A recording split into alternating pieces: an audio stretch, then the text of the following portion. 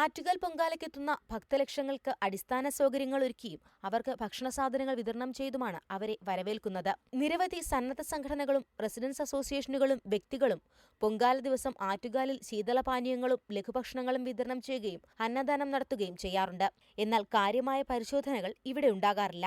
അനിഷ്ട സംഭവങ്ങൾ ഒഴിവാക്കാൻ ഇത്തവണ മുതൽ പരിശോധന കർശനമാക്കാനാണ് ഭക്ഷ്യസുരക്ഷാ വകുപ്പിന്റെ തീരുമാനം. കൂടാതെ പൊങ്കാല വഴിപാടിനാവശ്യമായ അസംസ്കൃത പദാർത്ഥങ്ങളുടെ സാമ്പിളുകൾ ശേഖരിച്ച ഇവയും പരിശോധിക്കും. അരി, ശർക്കര, നെയ്യ്, കൽക്കണ്ടം, ഏലക്ക, ഉണക്കമുന്തിരി തുടങ്ങിയ സാമ്പിളുകൾ പരിശോധിക്കാൻ ആലോചിച്ചിട്ടുണ്ട്. അപ്പോൾ കഴിയാവുന്നത്രയും വൃത്തിയും വെടിപ്പും ഉള്ളത് എടുക്കുന്നതിനും ആളുകൾ തയ്യാറാവണം.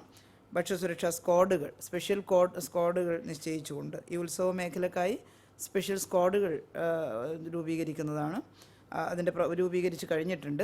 അതിൻ്റെ പ്രവർത്തനം ഇപ്പോൾ തന്നെ ആരംഭിച്ചിട്ടുണ്ട്. വിതരണം ചെയ്യുന്ന കുടിവെള്ളം ഉപയോഗയോഗ്യമാണോ എന്ന് പരിശോധിക്കാൻ സഞ്ചരിക്കുന്ന ലബോറട്ടറിയും ഭക്ഷ്യസുരക്ഷാ വകുപ്പ് സജ്ജീകരിക്കും. ഉത്സവ മേഖലയായി പ്രഖ്യാപിച്ചിട്ടുള്ള നഗരപരിധിക്കുള്ളിൽ ഭക്ഷ്യസുരക്ഷാ വകുപ്പിന്റെ കർശന പരിശോധനയും ഉണ്ടാകും. ഭക്തജനങ്ങൾക്ക് ഭക്ഷണം നൽകാൻ ആഗ്രഹിക്കുന്ന സന്നദ്ധ സംഘടനകളും വ്യക്തികളും ആറ്റുകാൽ ക്ഷേത്രത്തിന് സമീപമൊരുക്കിയിരിക്കുന്ന ഭക്ഷ്യസുരക്ഷാ കൗണ്ടറിൽ രജിസ്റ്റർ ചെയ്യേണ്ടതാണ്. വ്യക്തമായ ലേബലില്ലാത്തതും വൃത്തിഹീനമായ സാഹചര്യങ്ങൾ ഉണ്ടാക്കുന്നതുമായ പഞ്ഞിമിഠായി, ഐസ് മിഠായി, മധുരപലഹാരങ്ങൾ എന്നിവ നിരോധിക്കാനും ഭക്ഷ്യസുരക്ഷാ വിഭാഗം അസിസ്റ്റന്റ് ഫുഡ് സേഫ്റ്റി കമ്മീഷണർക്ക് നിർദ്ദേശം നൽകിയിട്ടുണ്ട്. റിപ്പോർട്ടർ, തിരുവനന്തപുരം.